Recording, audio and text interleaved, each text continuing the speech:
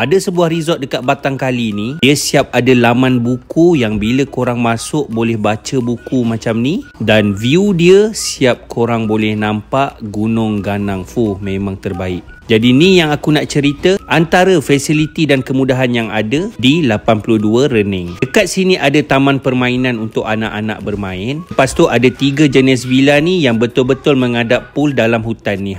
Memang cantik dan best lah. Dia ada kids pool macam ni, tetek sikit, dan dia ada pool biasa lah. Dan air dia memang segar dan best lah. Dia ada 5 jenis villa. Dia ada Villa Farid. Villa Saleh ni pula memang besar lah. Yang ni memang private pool dan menghadap hutan. Dia ada Villa Fahima juga sebelah Villa Farid. Dan ni pula Villa Khatijah, betul-betul private pool dan menghadap gunung tu. Sepanjang kat sini korang boleh naik bagi tau. Tempat dia memang luas macam ni dan ada macam-macam fasiliti. Ada villa dan juga ada chalet juga. Nanti aku cerita dekat korang yang lain tu lah. Jadi antara aktiviti yang ada dekat sini ada kafe. Korang boleh order makan dan dia akan hantar ke villa. Lepas tu kita boleh main mini golf ni. Anak-anak boleh main buayan yang ada, layan main mini golf. Ada ATV disediakan, ada main basikal. Lepas tu nak memanah pun boleh. Hutan dekat sini memang menarik. Lepas tu kalau korang nak main gym menghadap hutan macam ni pun best. Banyak kelengkapan yang ada dan korang boleh spend masa dekat sini sebenarnya. Naik basikal, nak main treadmill. Lepas tu nak buat indoor game bersama keluarga pun boleh. Nak main pingpong macam ni pun boleh. Nak luang masa bersama keluarga, nak main Scrabble boleh. Nak main Jenga pun ada macam ni.